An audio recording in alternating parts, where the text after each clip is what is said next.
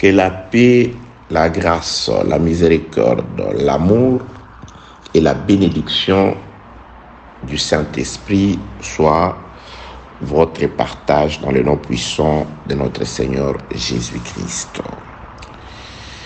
Les découronnements du roi des Rabbats, audio numéro 9. D'aucuns peuvent s'étonner et ils vont demander, croyant que nous avons sauté les numéros 8. Je crois que ce n'est pas le cas parce qu'on a commis une petite erreur dans la numérotation des audios. Donc, il y a l'audio numéro 6 qui s'est répété 2 fois. Donc, normalement, ça, c'est le 9e audio tel que nous venons de le dire. Pour la simple raison que l'audio numéro 6, nous l'avons numéroté 2 fois, c'est-à-dire l'audio numéro 7 a été par erreur numéroté comme numéro 6. Or, il y en avait déjà un numéro 6. Donc, là où il y a 6, le premier audio numéro 6 comporte 2 audios. Et le second, qui devait normalement être le numéro 7, par erreur, on l'a fait passer pour le numéro 6 encore. Donc, le 7, qui était censé être le 8, a été numéroté comme 7. Et le 8, qui était censé être le 8, a été numéroté comme le 7.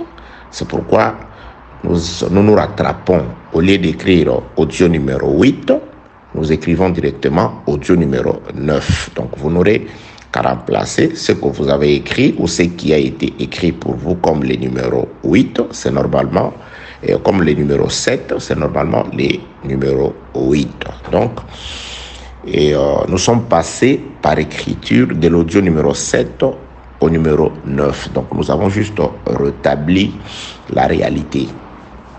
Que la paix, la grâce, la miséricorde et l'amour de Dieu soient votre partage au nom de Jésus-Christ. Le découronnement du fils de Rabat, audio numéro 9. Passons sans plus tarder à la lecture des Saintes Écritures. Je voudrais vraiment que je puisse, en tout cas, avancer aujourd'hui un peu plus. Tout dépendra du Seigneur. Je demandais à Dieu de nous parler. Je demandais à Dieu dans sa grâce que cette parole console, guérisse, relève et résolve les problèmes de chacun de nous au nom de Jésus-Christ. Je ne voudrais pas m'exprimer, je voudrais que le Seigneur qui avait promis qu'il sera toujours là, accomplisse ce qu'il avait accompli autrefois. Quand les gens étaient en détresse et qu'ils avaient prié, c'était sa parole qu'il avait envoyée et cette parole avait guéri.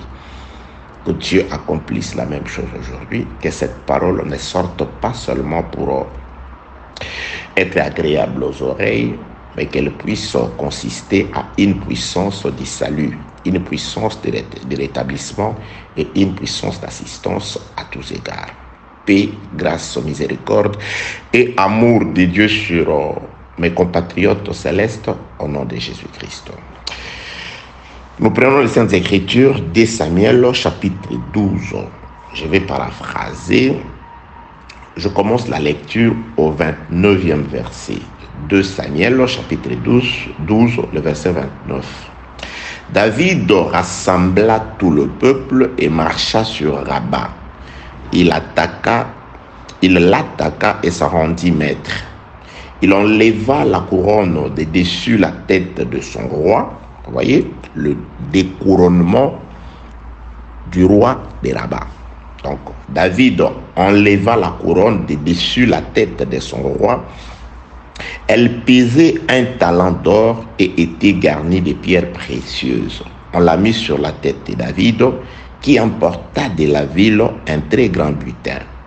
Il fit sortir les habitants et les plaça sous des scies, sous des herses de fer, des haches de fer, et les fit passer par des fours à briques. Il traita de même toutes les villes des fils d'Ammon.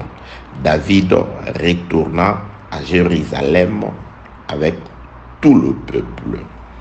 Pour le petit résumé, bien-aimés dans les Seigneurs, N'oubliez pas, ça c'est l'audio numéro 9 de la troisième partie de cet enseignement que nous avons commencé depuis un long moment.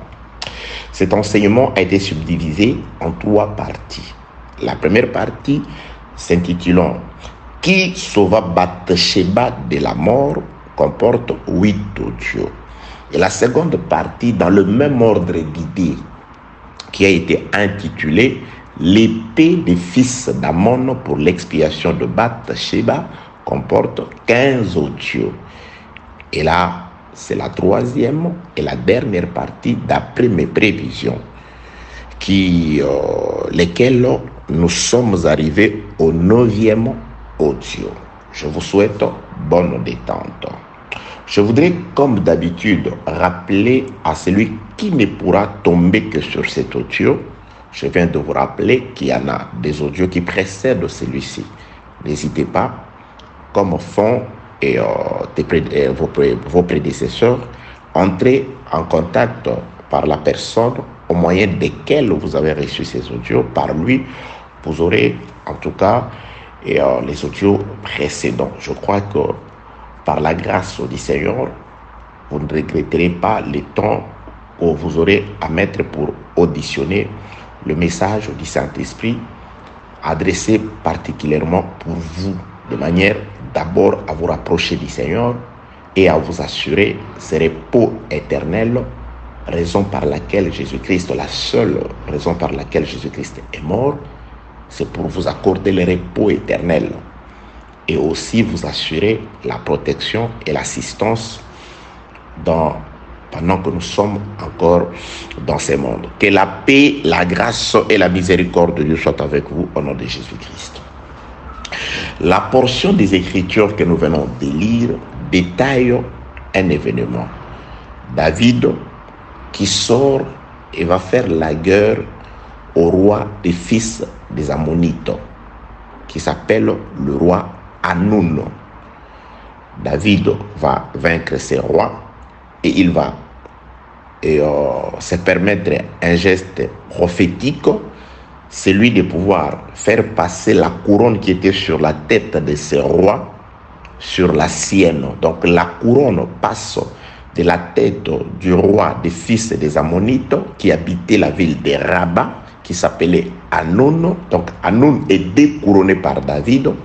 Et la Bible donne un détail sur les caractéristiques de la couronne. C'était une couronne qui pesait 1 talent d'or et elle était garnie de pierres précieuses. Cette couronne est passée après l'avènement ou l'arrivée de David. La couronne est passée de la tête du roi Hanoun vers la tête de David. Et aussi David en a profité pour détruire toutes les villes qui appartenaient aux fils des Ammonites. Et après, à David de ramener tout le peuple à Jérusalem. C'est des actes prophétiques que nous sommes en train d'étudier, surtout dans cette troisième partie. Que la paix, la grâce et la miséricorde de Dieu soient avec vous. Le désir de mon cœur est qu'une fois de plus, que la véritable paix de Dieu qui dépasse toute intelligence garde vos cœurs en Jésus-Christ. Que la consolation du Saint-Esprit soit votre partage au nom de Jésus-Christ. Que la guérison soit ton partage, toi qui m'écoutes, toi qui aimes la vérité, au nom de Jésus-Christ. Que la restauration, le relèvement, la solution à tes difficultés soit ton partage au nom de Jésus-Christ. Bien-aimés dans le Seigneur, quels sont les mobiles?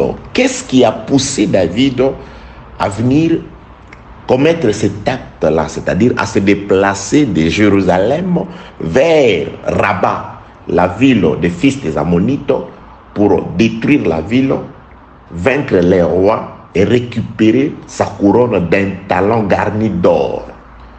La raison de cet acte-là se trouve dans le livre de 2 Samuel, chapitre 10.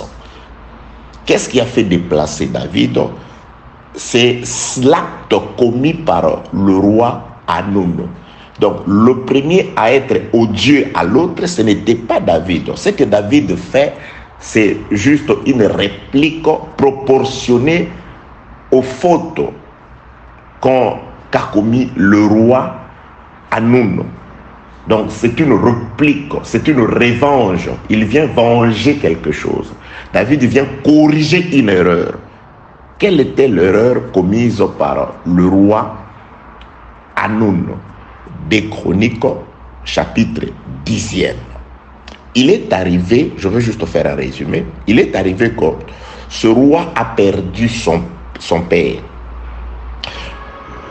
qui s'appelait Nakash. Cet homme de Nakash était en bon terme avec le roi David. Lui, Nakash, régnait sur Rabat et les Ammonites. David régnait sur Israël à Jérusalem. Ils étaient en bon terme. Lors de son décès, son fils a hérité le trône à sa place. Alors David s'est dit, je vais montrer de la bienveillance à l'égard de ce nouveau roi, qui est le fils d'un roi qui était ami avec moi. David organisa une ambassade, c'est-à-dire des consolateurs, des personnes pour aller consoler le roi qui était en deuil. Lorsque les gens envoyés par David sont arrivés dans la ville de Rabat auprès du roi Hanoun, le roi Hanoun a été négativement influencé par les gens de son entourage, disant que David n'a pas envoyé ces gens pour la consolation, mais il les a plutôt envoyés pour espionner la ville afin de pouvoir l'attaquer plus tard. C'est alors que, séduit par cette idée, le roi des fils des Ammonites, le roi Hanoun, va mépriser l'ambassade ou les consolateurs envoyés par David. Il les a mis dans un état de délabrement, de détresse, en les rasant la barbe à moitié et en déchirant leurs vêtements du milieu, du haut jusqu'aux cuisses. Il les a mis dans un état terrible. Alors, lorsque David a appris que ces gens, les personnes, ces consolateurs, son ambassade a été ainsi traitée, David va demander à ces gens d'aller à Jéricho. Les détails sur ce que je suis en train de résumer se trouvent dans les audios précédents de la troisième partie sur le découronnement du roi de Rabat. Nous avons détaillé ce qui, normalement, les consolateurs, c'est quoi l'explication prophétique de cet acte de pouvoir raser la barbe à moitié et déchirer le vêtement aussi à moitié. Et le fait que David a demandé à ces gens de ne pas retourner directement à Jérusalem, mais d'aller à Jéricho jusqu'à ce que leur barbe va repousser, c'est-à-dire jusqu'à ce qu'ils reviennent à l'état qu'ils étaient avant de sortir de Jérusalem, car on ne peut retourner à Jérusalem que si on redevient comme on était autrefois à Jérusalem. Ne peut retourner au ciel que celui qui sur la terre a été soigné et devenu comme il était autrefois au ciel. C'est pourquoi l'enseignement qui représente aussi le territoire de Jéricho a pour objectif de pouvoir nous ramener à l'état initial. Bien-aimés, lorsque nous vous prêchons la parole, nous voulons que vous soyez ce que vous étiez auprès de Dieu. Nous voulons que vous puissiez vous débarrasser des vaines manières que nous avons héritées de nos pères, dit le frère Paul, et que nous puissions nous rappeler de ce que nous étions autrefois, de comment étions-nous auprès de Dieu, de quel comportement avions-nous auprès de Dieu. Que la paix, la grâce et la miséricorde de Dieu soient avec vous. C'est ça le fait que ces gens avaient leur barbe normale et des habits propres, décents. Quand ils sont descendus à Rabat, ils ont été vandalisés. Ils ne peuvent pas retourner dans cet état-là. Ils doivent aller quelque part dans une certaine ville de refuge qui doit les recevoir. Et là, ils attendront patiemment jusqu'à ce qu'ils aient retrouvé les modèles, la forme qu'ils avaient autrefois avant de retourner à Jérusalem. Donc l'église aujourd'hui, c'est là où nous vous aidons à récupérer votre barbe. C'est là où nous sommes en train de coudre vos vêtements afin que vous puissiez être prêts pour le retour à Jérusalem. L'enseignement que nous vous présentons, tout ce que nous faisons dans l'église, c'est d'abord pour le but premier de pouvoir vous ramener à Jérusalem. Car nous sommes des pèlerins sur la terre, nous passons notre route, notre destination sur le véritable Canaan. la rencontre avec notre Seigneur qui nous ramènera au palais. Que la paix, la grâce, la miséricorde, le salut, l'assistance et la bénédiction de Dieu soient votre partage au nom de Jésus-Christ. Bien-aimés dans les Seigneurs, c'est le roi Hanoun qu'on va découronner plus tard. C'est lui qui a commencé avec des hostilités. Dès Samuel chapitre 10, il faut commencer au premier verset. C'est alors que lui-même se rendant compte qu'il s'est rendu odieux à David, il va commencer les enrôlements pour se préparer à la guerre contre David. C'est ainsi que David aussi de son côté, il va faire sortir l'armée pour aller faire la guerre à ses rois. Nous avons compris dans les Saintes Écritures que David qui envoie l'ambassade, qui dépose son ambassade à Rabat, c'est tout simplement Dieu qui avait déposé son ambassade dans les jardins. Et l'ambassade de Dieu dans les jardins, c'était Adam. Nous l'avons expliqué de plusieurs façons, bien aimés dans les Seigneurs. Si tu es un enfant de Dieu, serviteur de Dieu, il faut reconnaître que tu es une ambassade de Dieu là où tu es. Si quelqu'un veut connaître les habitudes du royaume des cieux, c'est par toi. C'est pourquoi la Bible déclare, c'est par nous que ce monde connaîtra la sagesse infiniment variée de Dieu. Nous sommes l'échantillon de la justice de Dieu. Nous sommes l'échantillon de l'amour de Dieu sur la terre. Nous sommes l'échantillon de la tranquillité, de la paix de Dieu sur terre. Je l'ai toujours dit, bien-aimés dans les Seigneurs, si vous n'avez pas d'amour sur la terre, si vous ne savez pas supporter votre prochain, si vous ne savez pas pardonner votre prochain, il ne faut même pas penser un jour aller au ciel. Parce qu'au ciel, c'est un royaume d'amour. Comment ne pouvez-vous pas manifester l'amour sur terre et tout en prétendant que vous allez un jour habiter le royaume construit par amour? Non. Ce royaume a été construit par amour. Son reflet sur la terre, Jésus-Christ dit, toi tu es Pierre, mais sur ce roc, j'ai bâti mon église. Et il a bâti son église par amour. Parce que la Bible déclare, le plus grand amour, c'est celui de donner sa vie pour ses amis. Il a manifesté le plus grand amour. Donc le royaume des cieux, l'église qui est le royaume des cieux sur terre, a pour soubassement, fondement, base, l'amour. Il a montré son amour. Il a manifesté le plus grand amour. Il a été blessé par amour. Il a été frappé par amour. Il s'est laissé maltraiter, humilier par amour. Il nous avait vus mourants. Il avait vu dans quel état nous étions. Comment nous étions dans les ténèbres. Comment nous étions esclaves. Par amour, il s'est livré en sacrifice pour nous. Lui qui était saint, lui qui était innocent, mais il s'est fait passer pour pécheur afin de pouvoir nous sauver. Donc le royaume des cieux a été bâti par amour. Et Jésus-Christ a dit, un disciple accompli est comme son maître. Tel qu'il est, tel que nous devons être sur la terre. Par amour, il a donné sa propre portion, ce qui était à lui, sa propre vie. Il n'a pas hésité à la donner, sa vie pour nous sauver, pour te délivrer. C'est pourquoi sur la terre, étant ambassadeur, la chose primordiale que nous devons montrer, manifester, c'est d'abord l'amour, bien-aimé, dans les Seigneurs. Que la paix, la grâce et la miséricorde de Dieu soient avec vous au nom de Jésus-Christ. L'amour, c'est ce qui nous aidera à avoir la barbe comme nous étions autrefois. C'est l'amour qui fait repousser la barbe. C'est l'amour qui va faire coudre tes vêtements. Car c'est par amour qu'on se reconnaît enfant de Dieu. Lorsque vous allez vous aimer les uns les autres, le monde saura que vous êtes mes disciples, bien-aimés dans les Seigneurs. Que tout se fasse avec et par amour. Que tout se fasse avec et par amour. Que la paix, la grâce et la miséricorde de Dieu soient avec vous au nom de Jésus-Christ. Donc, Dieu ayant déposé son ambassade sur terre, l'ambassade de Dieu a été vandalisée par un roi qui était sur terre. Sur terre, la Bible déclare, dans les jardins, le serpent était le plus rusé de tous les animaux des champs que l'Éternel Dieu avait créés. Donc, il était supérieur. Il dominait, il trônait sur les animaux parce qu'il était le plus. Les autres animaux étaient rusés. Lui, il était le plus rusé.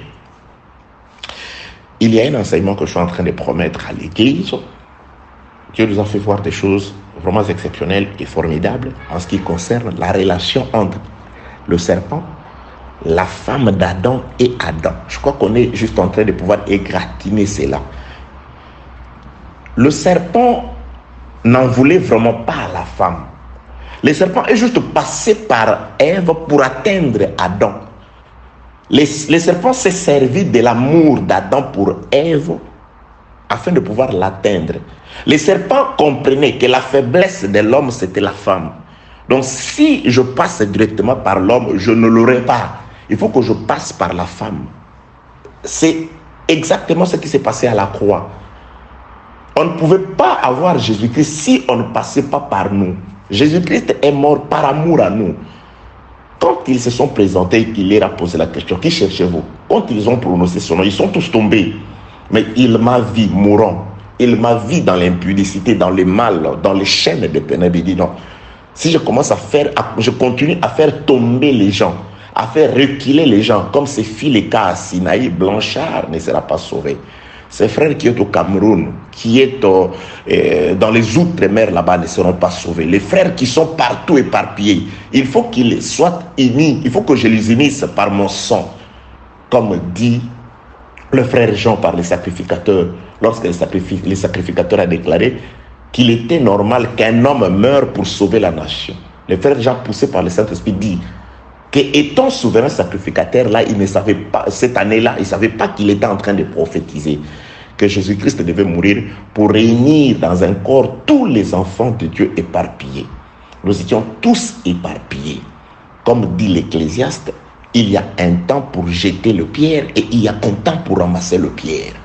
Par la déception ou le péché d'Adam, nous étions ces pierres que Dieu a éparpillées, que Dieu a jetées. Dieu nous a rejetés. Et par la mort de Jésus-Christ, le sang de Jésus-Christ a réuni le pierre afin que, comme dit le frère Pierre dans son livre, dans sa lettre, que nous puissions, comme des pierres, nous mettre ensemble afin de former l'édifice spirituel qui est la maison de Dieu. Que la paix, la grâce et la miséricorde de Dieu soient avec vous au nom de Jésus-Christ. Donc, Adam a été vandalisé. Il a été méprisé par le serpent. Et après cet acte-là, Dieu aussi va prononcer la guerre entre la postérité d'Adam par la femme et la postérité du serpent. C'était le début des hostilités. Dieu dit, je mettrai désormais l'inimitié entre ta postérité et la postérité du serpent. Et Dieu prononce la guerre. Ta postérité écrasera la tête du serpent et le serpent te blessera au talon. Donc, c'est-à-dire, à l'issue de cette inimitié, Dieu proclame déjà la guerre. De même que le jour où le roi des fils d'Amon, le roi Anon, s'est rendu hostile au roi David par cet acte de mépriser l'ambassade de David, désormais il a compris que la guerre a été déclenchée, déclarée. Il est allé faire des alliances par ici, par là, chez les Assyriens, enrôler des soldats. Et David, de son côté aussi, il a libéré son armée. David est resté à Jérusalem, l'armée est sortie. Et pendant que l'armée est sortie, se préparant à la guerre, se rangeant en bataille contre les Ammonites, un fait est arrivé qui n'est pas anodin. Une femme se retrouve souillée par le péché. Bathsheba reçoit une autre sémence en dehors de la sémence de son mari. Cet acte qui a pour conséquence, d'après Deutéronome 22, la conséquence de l'acte étant la mort. Donc, une femme était mourante. Qu'est-ce que David va faire? David va appeler un homme qui était le mari de Bathsheba. Que la paix, la grâce et la miséricorde de Dieu soient avec vous au nom de Jésus-Christ. David va faire venir. Pendant ce temps, toute l'armée est en guerre contre les Ammonites. La raison de la guerre, c'est l'hostilité du roi Hanoun. Pendant la guerre, David va créer une petite guerre dans la guerre. Quelle petite guerre? Il va appeler Uri, le mari de Bathsheba. David a compris que cette femme qui a péché ne peut la délivrer du péché que son vrai mari. De même que Adam, qui a été aimé par Dieu, comme la femme que Dieu avait aimée premièrement, parce que la femme, la véritable femme d'Adam, de Dieu, de l'Éternel, c'est Adam. Dieu est allé chercher Adam dans la poussière où il était. Dieu lui a donné la forme et Dieu a donné la vie à Adam. Il a aimé Adam. Il a bourré Adam davantage. De même que Dieu descend pour aller chercher Israël, Dieu descend aujourd'hui par le Saint-Esprit pour te chercher, pour nous chercher. Dieu l'avait déjà fait par Adam. Donc Adam, c'est la première et la femme bien-aimée de Dieu. Dieu va chercher Adam. Il va donner la vie à Adam, la parole à Adam. Et Adam va recevoir une autre parole que celle que Dieu lui a donnée. Donc Adam devient un champ abominable parce qu'elle reçoit 2 semences qui doivent être brûlées. Mais Dieu, par amour à Adam, il dit non. Je t'aime, tu as péché. Mais par amour à toi, Adam, tu ne vas pas mourir. Quoi que j'avais dit, tu mourras. Mais je chercherai un substitut, un remplaçant qui mourra à la place d'Adam. Et le remplaçant que Dieu va chercher pour mourir à la place d'Adam, c'est le mari d'Adam. Dieu va dire, qui est cet homme qui a aimé Adam? Dieu va s'avérer, voir que l'amour d'Adam, c'est lui Dieu. Alors Dieu doit ne pas déroger à sa propre règle. Dieu ne doit pas passer outre sa propre parole. C'est pourquoi nous avons dit ceci. Si Dieu obéit à sa propre parole, à combien de fortes raisons nous sommes tenus, nous qui nous disons de Dieu, obéir à la parole de Dieu? Bien-aimés dans le Seigneur, l'obéissance à la parole de Dieu fortifie l'homme contre n'importe quel esprit. L'obéissance à la parole de Dieu te rend fort, te rend invincible, te rend invulnérable. L'obéissance à la parole de Dieu t'entoure de grâce, t'entoure de protection. L'obéissance à la parole de Dieu te ramène dans le pays de la sécurité. Car le pays de la sécurité, depuis le temps d'Israël, c'était l'obéissance à la parole, que la paix, la grâce, la miséricorde, l'amour, l'assistance, la protection et la lumière, la puissance du Saint-Esprit soit votre partage, afin que la force vous soit accordée de pouvoir résister au diable et de vous tenir ferme face à la tentation et aux épreuves, au nom de Jésus-Christ.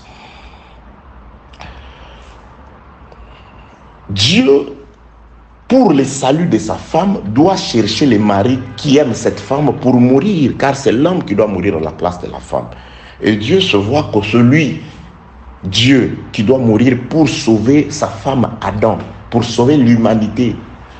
Dieu est esprit. Un esprit est éternel. Il ne meurt pas. Oui, les Juifs le rappellent à Jésus.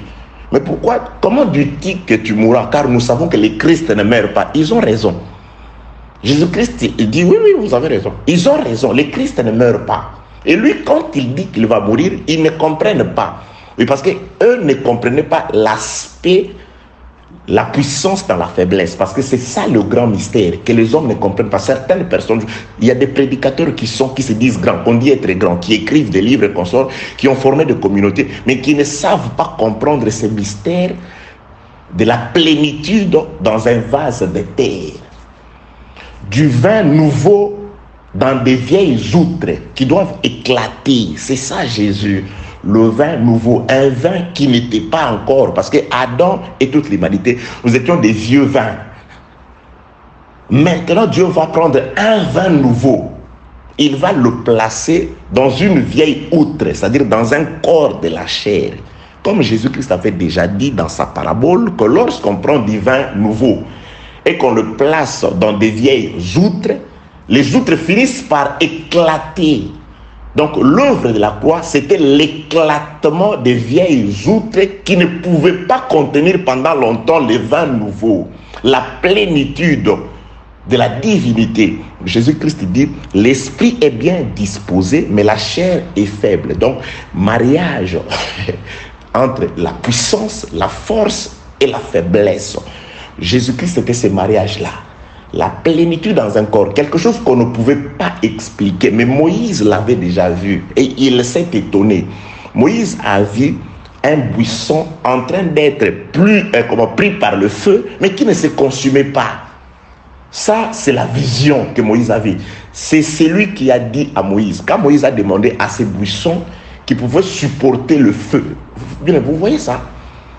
Une plante pris par le feu, mais qui ne se consume pas. Moïse a posé la question à ces buissons. Qui es-tu, toi, buisson, capable de supporter le feu? Buisson capable de résister au feu. Qui es-tu? Les buissons lui répondent.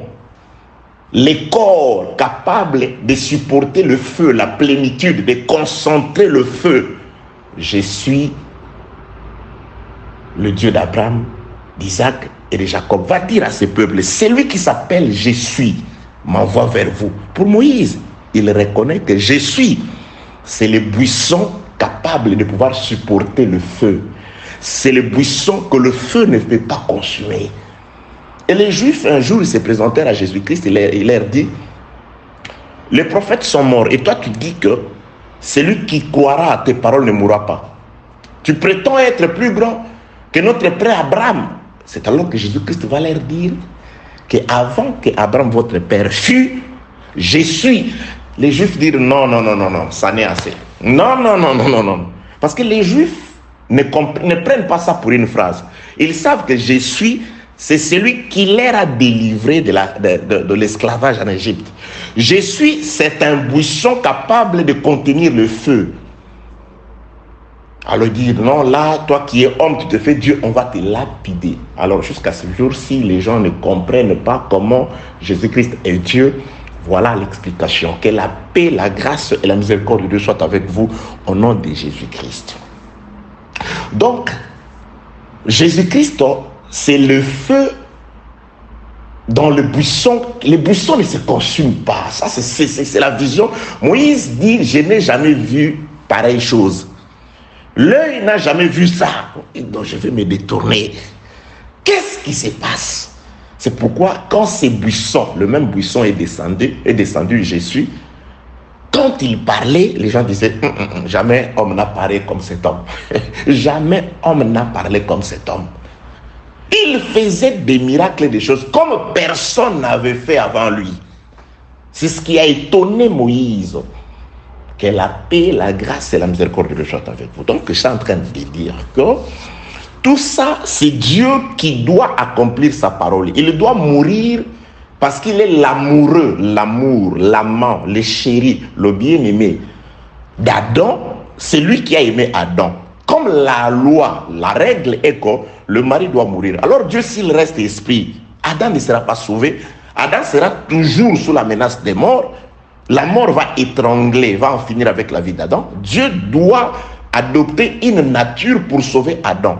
Et la nature de la faiblesse, c'est ça la chair. La plénitude dans la chair. Dans l'œuvre de la croix, c'est l'éclatement des outres afin que le vin nouveau puisse se répandre et que la terre reçoive le vin nouveau. Aujourd'hui, nous recevons, nous, la terre, le vin nouveau parce que les vins nouveaux, les vieilles outres n'ont pas supporté les vins nouveaux et ils ont éclaté à la croix.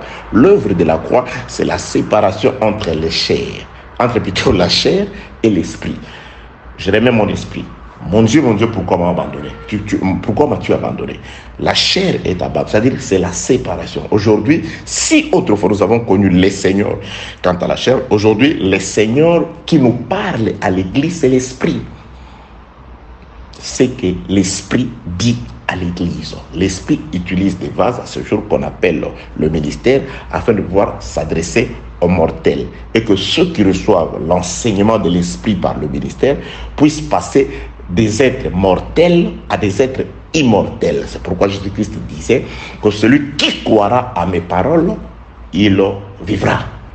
Quand même qu'il mourra, mais il vivra. Que la paix, la grâce et la miséricorde de Dieu soient avec vous. Donc voilà comment le Seigneur nous conduit.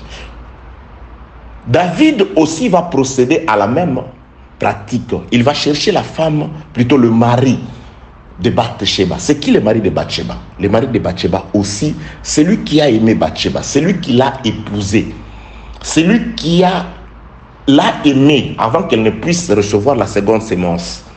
C'était Uri. On va faire, je vais dire Uri, on va faire à Uri ce que vous connaissez. Je n'ai pas le temps de détailler parce que je tends vers quelque part. Jusqu'à ce que David va accompagner Uri dans les champs de bataille. David va sortir avec Uri jusqu'à la fin des batailles. Vous allez me dire, mais ce n'est pas écrit. Effectivement, ce n'est pas écrit. Mais David va écrire une lettre qui exprime sa volonté qu'il va remettre à Uri. Donc, Uri est venu seul, mais il rentre dans les champs de bataille avec David sous forme écrite. Uri revient avec une lettre qui exprime la volonté de David. Donc, quand David Uri marchait, c'était David dans Uri. Quand Jésus-Christ marchait, c'était la lettre de Dieu dans un corps. C'est pourquoi il est écrit dans le rouleau du livre, il est question de Jésus, le sacrifice, celui qui doit mourir. C'est pourquoi dans la lettre de David, on parle des éléments que nous avons étudiés, surtout dans la seconde partie sur l'épée des fils d'Ammon pour l'expiation de Bathsheba. Tout le mouvement décrit dans la lettre de David qui ne parle que des stratégies, de comment mettre à mort Uri pour le salut d'une femme en détresse, en défaillance, Bathsheba. Car la loi disait, Romains chapitre 7, du 1er au 3e verset, qu'une femme est liée par la loi à son mari aussi longtemps que celui-ci est vivant. Si le mari meurt, la femme est dégagée de cette loi. A-t-elle en 5 ans devenant la femme ou l'épouse de quelqu'un d'autre, elle n'a pas péché. Donc il fallait dégager Bathsheba de cette loi, de la loi qui l'a liée à Uri. La seule façon, c'était la mort d'Uri. Uri meurt. Lorsque Uri meurt, on annonce la nouvelle à Bathsheba. Bathsheba entre dans la période de deuil, après laquelle Bathsheba devient l'épouse du roi. Elle va monter dans le palais royal. C'est ce que nous avons dit. Pendant que David fait mourir Uri, le peuple, les soldats, Joab et l'armée est toujours en guerre contre les Ammonites. Nous avons expliqué ceci. Le roi Hanoun des Ammonites commence par l'hostilité. Ça, c'est ce qui s'est passé entre les serpents et Adam à la croix. Et au milieu, Dieu va envoyer son fils Jésus-Christ, c'est-à-dire on va permettre la mort d'Uri pour l'expiation d'une partie de la population. Bathsheba représente nous, l'Église. Pendant que Dieu est en querelle avec le diable pour avoir amené Adam à la chute, entre-temps, Dieu va dans cette grande guerre. Dieu va utiliser son fils. Et qui sera à la base de la mort d'Uri? C'est le même Ammonite, c'est-à-dire les Ammonites qui avaient méprisé l'ambassade de David. C'est par eux aussi qu'arrive la mort d'Uri, laquelle sanctifie Bathsheba. Nous avons compris selon les Écritures que c'est Satan, d'après Deutéronome, d'après plutôt et Apocalypse chapitre 12, le verset 9, Satan, appelé aussi serpent ancien, appelé diable, c'est lui qui séduit toute la terre. Donc c'est ces différentes appellations. Celui qui a fait tomber Adam, c'est Satan, mais dans l'appellation du serpent, serpent ancien. Et celui qui fait tomber Jésus quant à la chair, c'est toujours Satan, d'après ce qui est écrit dans le livre de Jean, chapitre 13. Lorsque Jésus-Christ y donnait les morceaux du pain trempé à Judas, Satan entra dans Judas. Vous voyez? Donc, c'est-à-dire, la mort d'Uri arrive par le main de mêmes individus par qui est arrivé les hostilités contre la première ambassade de David dans le pays des Ammonites. Que la paix, la grâce et la miséricorde de Dieu soient avec vous. Le premier Adam, sa chute, sa mort vient par Satan. Et le second Adam, sa chute, quant à la chair, je précise, sa mort, la mort de Jésus, vient aussi par Satan. C'est ce que la Bible déclare. Satan entra. Et la Bible déclare que Judas était le guide de ceux qui ont saisi le Seigneur. Donc, c'était par le diable que toutes ces choses-là arrivaient. Que la paix, la grâce et la miséricorde de Dieu soient avec vous. Uri meurt. Un temps est observé. Mais pendant ce temps, les soldats qui étaient sortis pour faire la guerre aux fils d'Ammonites ne sont toujours pas rentrés. Ils sont toujours en rase campagne. Ils sont en train de pouvoir combattre toujours les Ammonites. Donc, lorsque les hostilités ont été déclarées entre la postérité du serpent et la postérité d'Adam, la guerre a commencé. Et cette guerre, elle a perduré. L'œuvre de la croix est arrivée. Jésus-Christ est mort. Il n'a pas mis fin à la guerre. La mort de Jésus-Christ a juste épargné une femme de la mort, l'a introduit dans la maison de Dieu, l'église, et l'église partira. Mais la guerre va se poursuivre toujours. Nous partirons, la guerre se poursuivra toujours. Quand est-ce que la guerre prendra fin? Le jour où David qui était resté dans le palais pendant que les soldats sont sortis, David va sortir. Quand David sortira, il sortira pourquoi? 2 Thessaloniciens chapitre 2, du 1er au 10e verset. La Bible parle de ces choses, de l'avènement de Jésus-Christ, l'éclat de son avènement, c'est-à-dire Jésus-Christ doit faire son avènement. David doit quitter Jérusalem. Avant, il a envoyé des soldats et il est sorti sous forme de la lettre qui a été exécutée par la mort d'Uri, mais cette fois-ci, il sortira. Et 2 Thessaloniciens chapitre 2 dit, par l'éclat de son avènement, il anéantira l'impie. L'impie sera anéanti par l'éclat de son avènement. C'est ce que les Écritures décrivent comme la guerre d'Armageddon. Là où le Seigneur viendra anéantir par l'éclat de son avènement l'impie. C'est-à-dire Satan sera anéanti. Que la paix, la grâce et la miséricorde soit avec vous.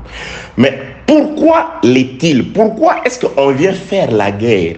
David sort pour découronner le roi des fils des Ammonites, le roi Anon. Nous avons compris parce que par ce roi, premièrement, le premier Adam est tombé. Deuxièmement, Jésus-Christ quant à la chair. Alors, Jésus sort, Dieu sort par Jésus-Christ, par l'éclat de son avènement. Et lorsqu'il vient, il vient non seulement détruire la ville de Rabat, ainsi que toutes les villes qu'occupaient les Ammonites, il va commettre l'acte prophétique de pouvoir récupérer la couronne. Voilà le découronnement. Il récupère la couronne. Que représente la couronne? Que la paix, la grâce et la miséricorde de Dieu soient avec vous. Que représente cette couronne? La couronne représente la gloire. C'est-à-dire, au début, celui que Dieu avait nommé couronné sur la terre, c'était Adam. Par le péché d'Adam, Adam a perdu une couronne. Il a perdu la gloire. Il a perdu la gloire. Il a perdu le pouvoir. Il a perdu l'autorité. Il a perdu le pouvoir. Le pouvoir est passé d'Adam vers celui qu'il avait vaincu, vers son vainqueur. Dieu dit à Adam, tu as été tiré de la poussière, tu retourneras à la poussière. Et il ordonne au serpent, il dit, toi tu mangeras la poussière. Il couronne, il prend l'autorité, il le remet au serpent, à Satan. Désormais, depuis ces jours-là, Adam a perdu une couronne, il a perdu son autorité, son pouvoir, le pouvoir de régner sur la terre qu'avait Adam est passé de lui vers le diable. Le diable vient le confirmer à Jésus-Christ. Luc chapitre 4, le diable confirme à Jésus-Christ. Il dit, le verset 5e, Luc 4, 5, il dit, voici tout le royaume de la terre, ainsi que leur gloire. Cela m'a été donné. Jésus-Christ ne dit pas que tu dis de fausseté, non. Jésus-Christ est d'accord avec le diable, ce qu'il dit là. Que tout le royaume lui a été donné. Par qui? Par Dieu, au moyen de la faiblesse d'Adam. De par sa faute, Adam a perdu la couronne. Il a perdu l'autorité. Et Jésus-Christ, certes, il était venu pour récupérer cette couronne, cette autorité-là. Donc, quand Jésus-Christ est en train de parler avec le diable, dans Luc chapitre 4, donc, le diable est en train de montrer à Jésus une couronne qui était sur sa terre, la domination, la royauté. Il est le roi de la terre. Il est le prince des rois de ce monde des ténèbres. Le monde est sous sa puissance. Jésus-Christ l'a trouvé ainsi. Il est parti, il a laissé le monde toujours sous la puissance des ténèbres. Jésus-Christ n'a pas renversé la vapeur, il n'a pas renversé la situation. Il n'a pas confisqué la couronne, la royauté à Satan lors de sa première venue. Bien au contraire, Jésus-Christ est mort. Il n'est mort que pour récupérer une portion des gens. De même que Uri meurt, pas pour renverser le mirail de Rabat, pas pour renverser la couronne. D'ailleurs, la mort d'Uri peut être envisagée comme un échec.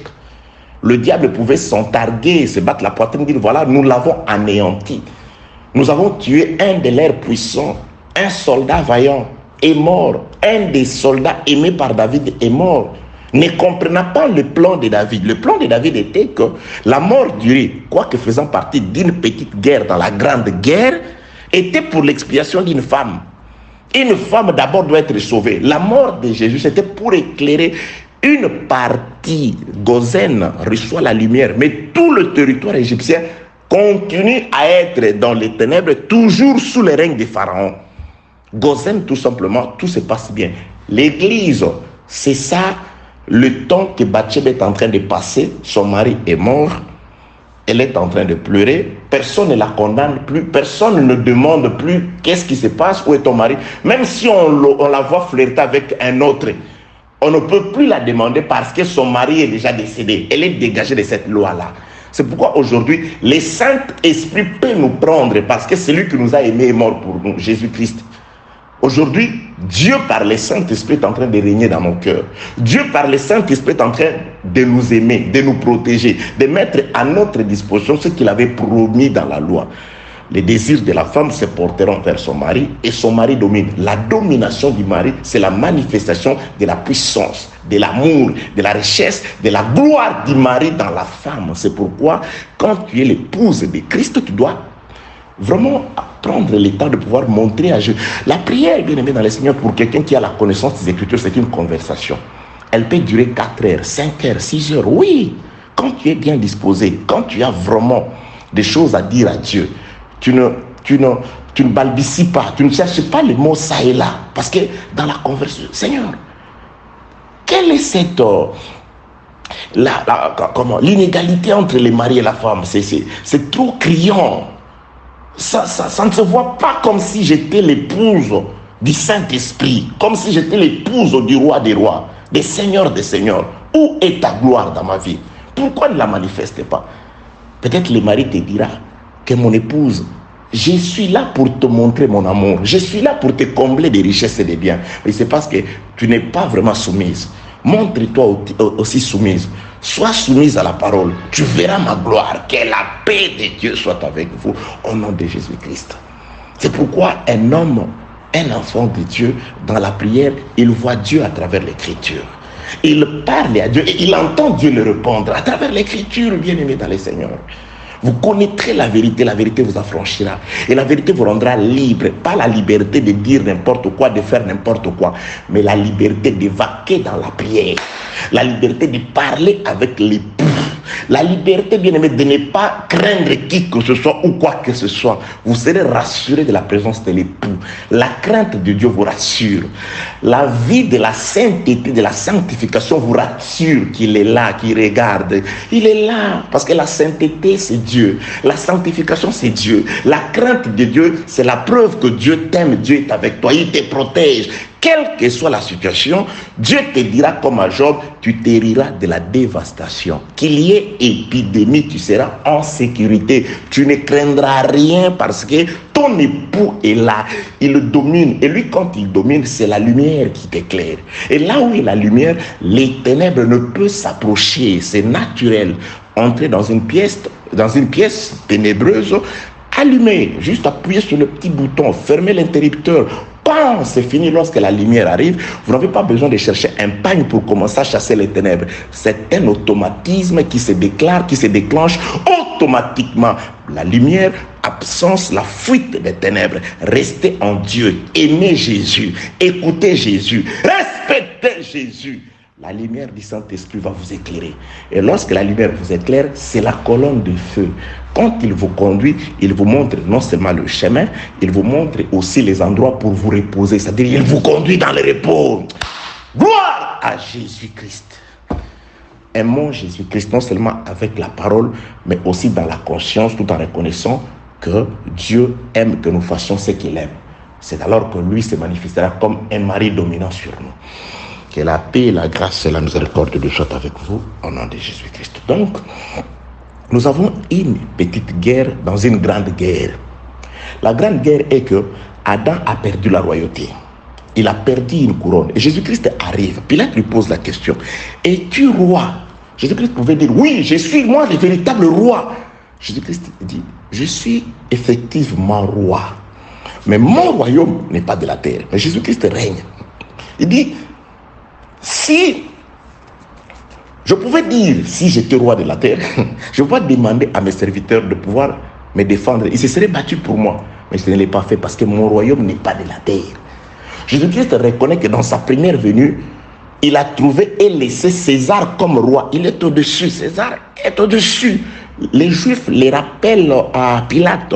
Lorsqu'il voulait tergiverser, changer Jésus par Barabbas, il dit non, non, non, non. Pilate leur posait la question, voulez-vous que je crucifie votre roi? Il dit non, nous connaissons pour roi César. Celui-ci, nous. Non, non, non. Nous ne les connaissons pas.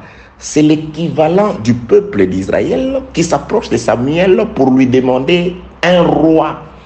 Il dit, nous voulons que tu établisses sur nous un roi comme il en est le cas dans toutes les nations. La Bible déclare, cela déplut très fort à Samuel. Et Dieu dit, Samuel, ne t'en fais pas, ce n'est pas toi qui les rejettes, mais c'est moi qui les rejette. Ils ne veulent pas que je domine sur eux. Alors voilà, dans ma colère, je vais leur donner un roi. Que la paix, la grâce et la miséricorde de Dieu soient avec vous. Ça s'est accompli exactement avec Jésus-Christ à la croix. Ils ont refusé Jésus pour César. Il y a des gens aujourd'hui qui refusent la parole pour la gloire de ce monde, pour les choses de ce monde. Il est devant deux chemins.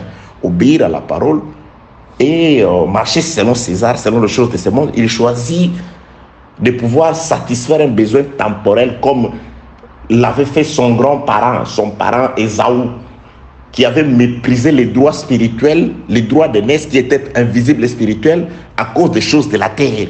Plus tard, il est revenu pour pleurer. Que la paix, la grâce et la miséricorde de Dieu soient avec vous au nom de Jésus-Christ. Je parle beaucoup d'exhortation aujourd'hui.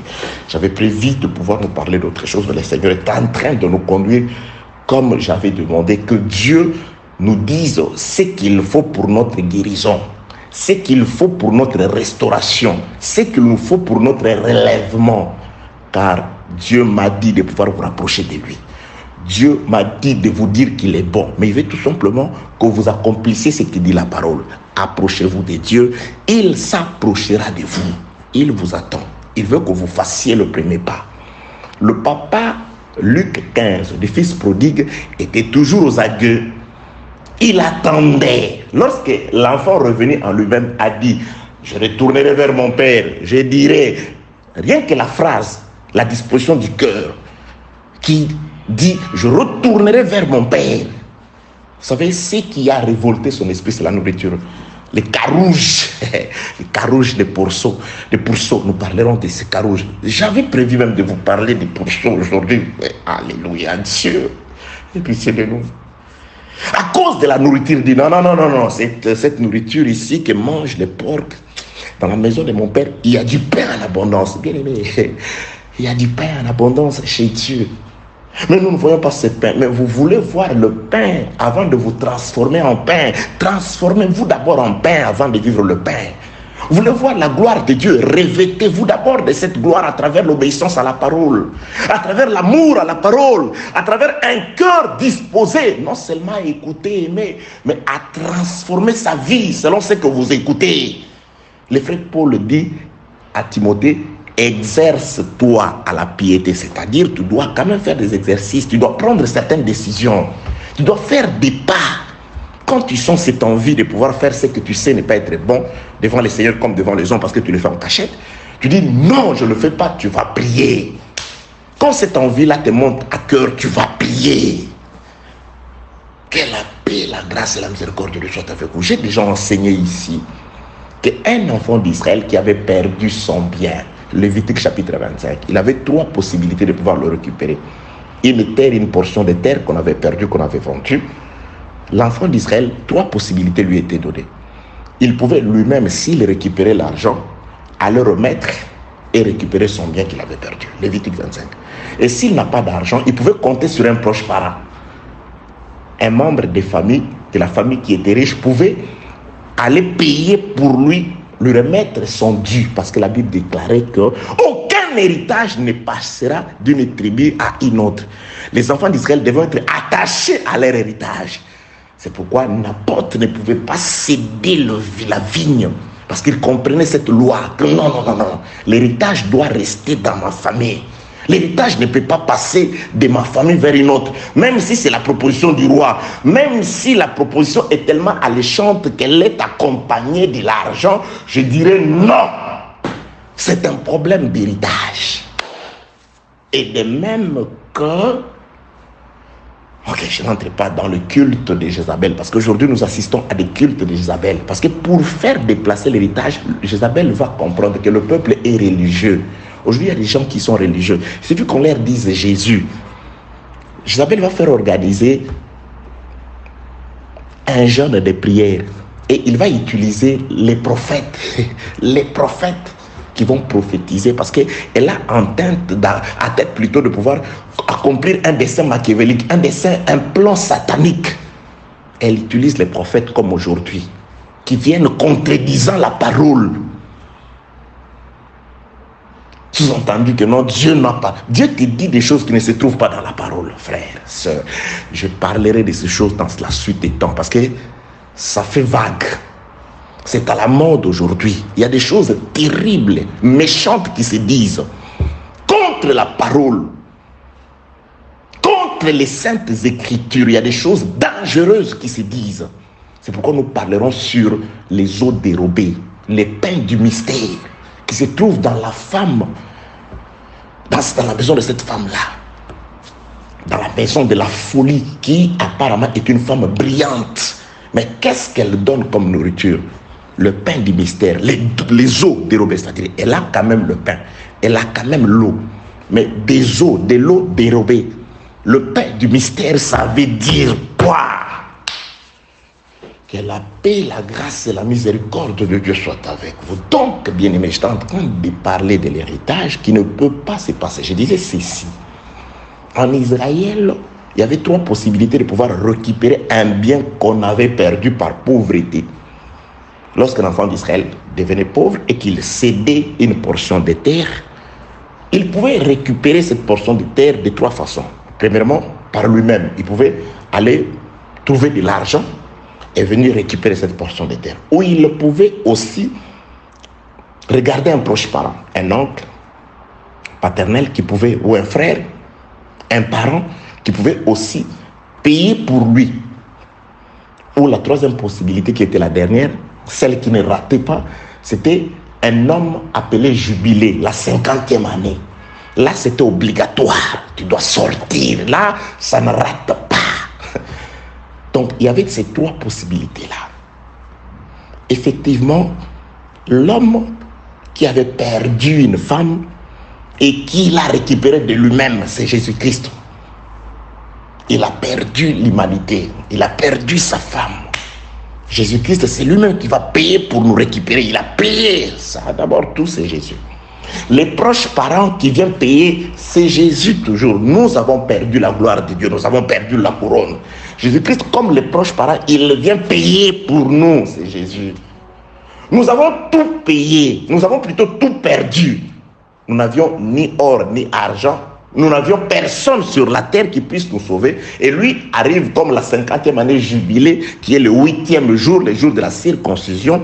Il vient payer il vient obligatoirement, il vient nous sauver.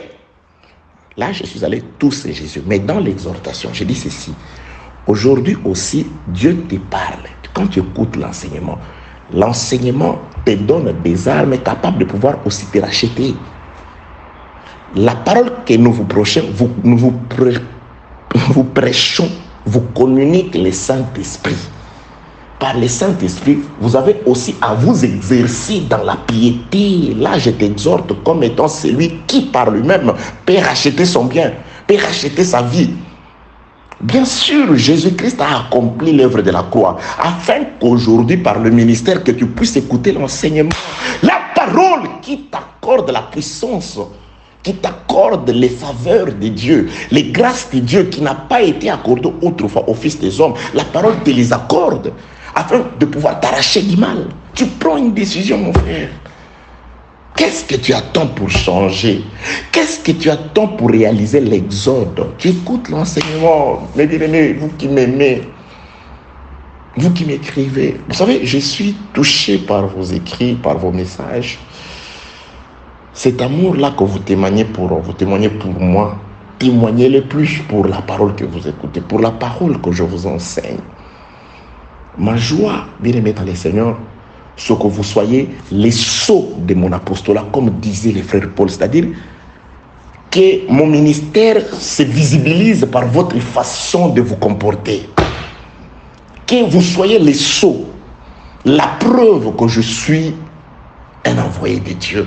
La preuve, ce n'est pas toujours ce que je dis, mais la preuve, c'est dans la façon où cette parole vous transforme. Le frère Paul dit, vous êtes les sceaux de mon apostolat. C'est-à-dire, si quelques-uns peuvent douter que je ne suis pas apôtre, mais lorsqu'on vous voit agir, marcher, parler, qu'on sache que c'est par le Saint-Esprit à agir par moi. Soyez aussi le sceau de mon apostolat. Témoignez plus l'amour que vous portez pour moi dans votre façon de vous comporter. Il n'y a pas plus de joie aujourd'hui pour moi quand j'entends certaines personnes avec qui nous avons commencé depuis longtemps à m'appeler. Ils reçoivent les audios de partout. Nous sommes perdus avec des frères, des amis avec qui nous avons été il y a des trentaines d'années, en 20e siècle. On est en 20e siècle. Un frère m'avait dit, papa, tu te souviens de moi? Je dis non. Je suis un tel. Oh, il y a quelqu'un qui m'a parlé de toi à travers un audio. Je lui ai dit que c'est mon père. Il dit non, il ne peut pas l'être parce que lui, il est en Chine. Toi, il est... Non. Et surtout, après les témoignages, j'ai compris que ceux qu'on a prêchés au 20e siècle, ceux avec qui nous nous sommes séparés, gardent toujours cet enseignement. Ils marchent toujours dans cette voie-là. Il n'y a pas plus de joie pour moi que de pouvoir vous entendre, comme dit le frère Jean, que mes enfants marchent dans la voie du salut, dans la voie du Seigneur. Aimez Dieu, non seulement dans la parole, en parole, mais aussi dans votre façon de vous comporter. Que la paix, la grâce et la miséricorde de Dieu soient avec vous. Ah, Seigneur Dieu, il nous conduit toujours selon sa volonté. Donc, je suis en train de dire que le Saint-Esprit vous accorde les moyens de pouvoir vous débarrasser de la mauvaise vue, de pouvoir changer votre comportement. Vous savez, quand j'ai pris, il y a de ces choses que Dieu me dit, ça me fait couler des larmes. Celui qui se laisse conduire par la vérité verra la gloire de Dieu dans sa vie. Ça, c'est quelque chose, quand tu pries, Dieu te dit une telle chose. N'est-ce pas que ça te fortifie encore? N'est-ce pas que ça te rappelle que tu dois d'abord vivre la sanctification? Les révélations, n'est-ce pas que je vous les donne? N'est-ce pas que le Saint-Esprit nous parle à travers moi, votre frère, par la prophétie, la connaissance, les révélations, en tout cas, Dieu ne nous... Sans fausse comment ça s'appelle? Sans fausse modestie, Dieu nous révèle beaucoup de choses. Mais ce que Dieu tient à cœur pour vous, c'est de pouvoir mener la vie de la sanctification. Jeunes frères, mes jeunes frères, pour la plupart de mes amis, je dis par rapport à la parole de Dieu, moi j'ai déjà dépassé la barre de la cinquantaine. Ah oui, la demi-siècle, j'ai déjà dépassé. Vous êtes très jeunes. Il y a des gens, des frères, mes bien-aimés de 18 ans qui m'écrivent, 19 ans, 20 ans, 25 ans, 30 ans, 35 ans, 36 ans. Je voudrais que pour ceux qui servent le Seigneur, que vous sachiez d'abord que le plus important, c'est d'abord la sanctification. Les révélations, les prophéties, les dons, que tout s'ajoute sur la sanctification. Frères, craignez Dieu, respectez Dieu, reconnaissez que Dieu est en vous. Chaque fois que vous agissiez de manière contraire à la parole de Dieu, c'est Dieu que vous attristez, pas un homme. Que la paix, la grâce et la miséricorde de Dieu soient avec vous au nom de Jésus-Christ. Adam, bien-aimé dans le Seigneur, a perdu quelque chose de très valeureux. Qu'est-ce qu'Adam a perdu? Il a perdu une lampe. Parce que cette couronne, la Bible déclare, elle pesait 1 talent d'or. 1 talent d'or, Exode chapitre 25, c'était le poids utilisé pour les chandeliers, ces ustensiles. 1 talent d'or a été utilisé pour une lampe. Adam a plongé par sa faute, non seulement sa vie, sa postérité, mais toute l'humanité. La terre entière a été plongée dans un chaos, dans un ténèbre chaotique. La terre est entré dans une phase d'obscurité, des ténèbres. Pourquoi? Parce que Adam a désobéi. Et quand Adam a désobéi, toute la terre, c'était le ténèbre. Alors Jésus-Christ, quand il vient, il trouve les ténèbres. Jésus-Christ, c'était une lampe qui était envoyée dans un royaume occupé par le ténèbre. Une lampe envoyée dans un royaume occupé par les ténèbres. Et quand il est venu, voulant éclairer Israël, Israël s'est réfugié de cette lampe-là. Non, nous ne voulons pas de cette lumière. Nous nous plaisons dans les ténèbres. Il y a des gens qui se plaisent aussi dans les ténèbres aujourd'hui sans le savoir peut-être. Vous leur dites des choses, oui, c'est bien, mais aussi, vous savez aussi, vous cherchez des justifications. Vous voulez justifier le mal. Le mal, on ne le justifie pas. Le mal, on ne le caresse pas. Le péché, ce n'est pas l'apparence qu'il donne. Ce n'est pas ça le vrai visage du péché que vous chérissez, que vous gardez là. Il vous donne une apparence mignonne. Il est mignon, il est doux, mais il finit par mordre comme un serpent, dit le frère qui a écrit le livre des Proverbes. Il finit par mordre comme un serpent, comme un venin d'aspic. Que la paix, la grâce et la miséricorde de Dieu soient avec vous. Bien aimé, je voudrais nous dire ceci. Je dois changer de thème. J'avais écrit comme sous-thème les pourceaux se noyèrent dans la mer. Voilà ce que j'avais prévu. Mais là, je vais changer parce que Dieu nous a conduits dans l'exhortation. Mais ce que nous devons retenir est ceci. Le monde entier a été plongé dans les ténèbres. Genèse chapitre 1, verset 2. La terre était informe et vide et les ténèbres couvraient la surface de l'abîme. Toute l'abîme était occupée par le ténèbre. Et Dieu dit que la lumière soit, et la lumière fit. Et Dieu dit, il a envoyé Jésus, je suis la lumière du monde. Et lorsque la lumière est arrivée dans l'abîme, la lumière n'a pas éclairé toute la surface de l'abîme. Une portion seulement, parce que la Bible déclare, Dieu sépara la lumière des ténèbres, c'est-à-dire dans la région de l'abîme, ce n'est pas toute la région qui a accepté la lumière. Une partie a été séparée. Dieu a mis une limite entre la partie qui n'a pas séparé, qui n'a pas accepté la lumière. On a appelé cette partie nuit, et la partie qui a accepté la lumière, on a appelé cette partie jour. C'est pourquoi les Écritures disent, vous, au contraire, vous êtes les fils du jour. L'Église, c'est la partie qui a accepté la lumière. Et la partie qui n'a pas accepté la lumière, qui est restée ténébrée, appelée nuit, c'est-à-dire le ténèbre, ça c'est le reste du monde. Jésus-Christ est arrivé, il n'a pas éclairé toute l'abîme, il n'a éclairé qu'une partie, l'œuvre de la croix. Jésus-Christ n'a pas confisqué le royaume de la terre ainsi que leur gloire. Il a juste parlé au cœur d'une portion déjà, le petit troupeau appelé l'Église. C'est ça le Fils du jour.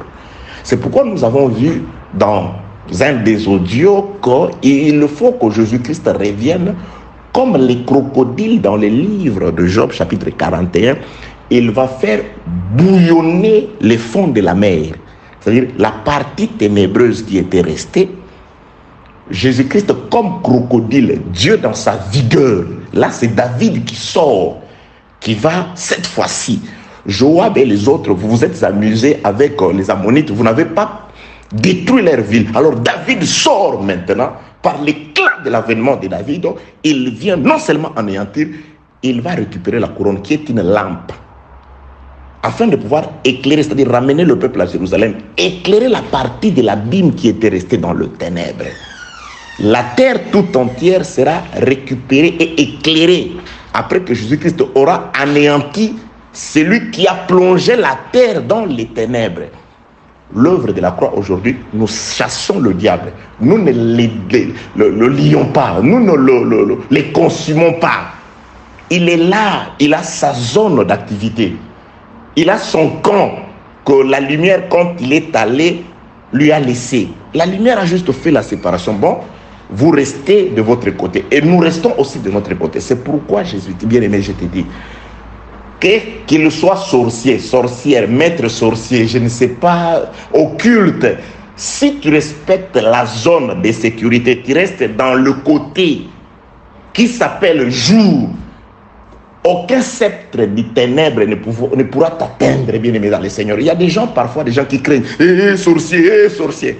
Quand tu regardes bien, peut-être c'est toi qui as occupé la zone des ténèbres. Parmi les gens qui vont m'écouter, je ne vais pas citer son nom, mais je reconnais un jour, nous étions dans une permanence. C'était en 2000, entre 2000 et 2002. Nous étions à Kafoufou avec deux frères. Un jour, on a dit qu'il y a des choses qui se perdaient dans la permanence. Alors, on a fait sortir les frères qui étaient là. Parmi les pasteurs qui sont venus pour juger les frères, mais pourquoi? Parce que ce qui scandalisait, c'est que, en tout cas, c'est pas quand même normal. La permanence était censée être l'endroit où des hommes honnêtes devaient normalement habiter, parce que c'était des gens qui étaient là pour servir les seigneurs et consorts. Alors, quelqu'un s'est plaint qu'il a perdu quelque chose. Alors, nous étions tous en colère contre les frères qui étaient là à la permanence. Alors, un serviteur de Dieu s'est levé. Lui, il était beaucoup plus en colère que tout le monde. On n'a pas compris. Ben, qu'est-ce qui motive la colère de ces frères? Il dit non, moi je ne peux pas supporter qu'il y ait des voleurs ici. Nous, on a tout le monde, on a trouvé ça normal. Et comment il dit non, quelqu'un peut sortir de la permanence. S'il y a des voleurs ici, ces voleurs peuvent sortir de la permanence. Il s'en va dans un quartier là-bas où habitent les habitants des Kafoufou, les Kyokwe. C'est une tribu de l'Afrique là-bas. Les Chokwe, les Kyokwe, comme ça. C'est une des tribus de l'Afrique pour nos frères qui ne connaissent pas très bien le milieu. Alors, c'est-à-dire, il se plaignait, il dit, on ne peut pas supporter qu'il y ait des voleurs dans la permanence. Ça, c'est tout à fait normal. Il dit, parce que un voleur, le voleur qui habite ici, il peut sortir. Il s'en va dans un quartier de féticheurs, parce que c'était un quartier réputé où habitaient des féticheurs. Il s'en va là-bas chez les Kyokwe, c'est-à-dire là où il y a des traditions et consorts. Il s'en va voler quelque chose là-bas. Il le ramène ici en permanence. Et que, comme il plaît très souvent, les féticheurs vont pouvoir envoyer la foudre ici, et la foudre va trouver certains prédicateurs. Il dit, bon, la foudre peut arriver, et il va trouver que le serviteur est dans ses faiblesses, et un serviteur va mourir ici. On s'est éclaté de rire. Mais par la suite, moi, je réfléchis. J'ai appelé ses frères. Je dis, qu'est-ce que tu dis? Non, il y a des serviteurs parmi nous qui ont des faiblesses ici. Alors, les voleurs peuvent aller commettre des bavures là-bas, de l'autre côté, et que les gens là-bas, comme c'est des sorciers, ils vont envoyer le foudre ici. Et le serviteur qui est ici va se retrouver devenir la victime. Pourquoi? Parce que la foudre va le trouver dans ses faiblesses. J'ai compris beaucoup de choses. On a ri. Ceux qui vont m'écouter, ceux qui vont écouter cet audio et qui ont été avec nous à Kafoufou, ils vont vite se souvenir de cette situation-là. Donc, on a ri. Mais par la suite, j'ai compris ce que je suis en train de vous dire. Bien aimé, celui qui craint Dieu n'a rien à craindre ni à se reprocher. Si vous avez la crainte de Dieu, il ne vous arrivera que ce que Dieu a voulu que cela vous arrive pour la gloire de Dieu. Pour la gloire de Dieu. Il ne vous arrivera que ce que Dieu a autorisé pour la gloire de Dieu. La souffrance peut vous arriver. Dieu dira, oui, tu touches à sa chair, mais tu ne toucheras pas à son âme, tu ne toucheras pas à sa vie. Ta mort dépendra de Dieu. Ta destruction dépendra de Dieu. Et non d'un homme. Parce que tu crains Dieu. Que le Kyokwe, je ne sais pas là où tu es, qu'ils envoient des foudres et des féticheurs, garde le côté, parce que la lumière a séparé la zone appelée jour de la zone appelée ténèbres. Reste dans le jour, les fils du jour. C'est la nuit. Le peuple de la nuit, c'est eux qui se livrent à des ivrogneries, à des actes contraires à la parole de Dieu, pas les fils du jour. Appliquez-vous à pratiquer les œuvres du jour, vous serez en sécurité. Israël est en sécurité dans sa demeure. Tu ne peux craindre rien. Des promesses te disent que tu riras de la dévastation. C'est aux sorciers de te craindre. C'est aux occultistes de te craindre. Bien aimé, je l'ai dit, par la prière, nous avons bougé des quartiers tout entiers. Où on a pris la décision de pouvoir nous enlever comme ça quand à la chaise. Il y a des frères qui écoutent, qui connaissent. La prière et la crainte de Dieu, c'est une puissance, c'est de l'autorité. Vous avez le pouvoir. Vous nommez les animaux, vous nommez les choses, vous nommez les circonstances. Vous dites que maladie, désormais, je te nomme guérison, ça va s'obéir parce que tu t'es approprié de ton pouvoir. Au nom de Jésus, tu peux dire à la précarité, je te nomme abondance. Cela va arriver parce que tu as le pouvoir. Tu détiens la parole. Tout a été créé par la parole. Et tout obéit à la parole. Celui qui détient la parole, ce n'est pas seulement un homme qui parle comme moi, mais c'est aussi quelqu'un qui vit comme la parole. Que la paix, la grâce et la miséricorde de Dieu soient avec vous au nom de Jésus-Christ. Bien aimé, peut-être qu'il n'y aura pas de sous-thème, mais je le mets pour le différencier par rapport aux publications et sur YouTube, afin que ça ne puisse pas vraiment se confondre. Mais je ne sais pas ce que je vais mettre aujourd'hui comme sous-thème. Que Dieu vous bénisse au nom de Jésus-Christ. À la prochaine, je vous promets, et je prierai pour que Dieu nous aide à parler sur ce thème ici. Le pourceau se noyait dans la mer. Mais on n'a pas parlé sur ça. Que la paix, la grâce et la miséricorde de Dieu soient avec vous au nom de Jésus-Christ.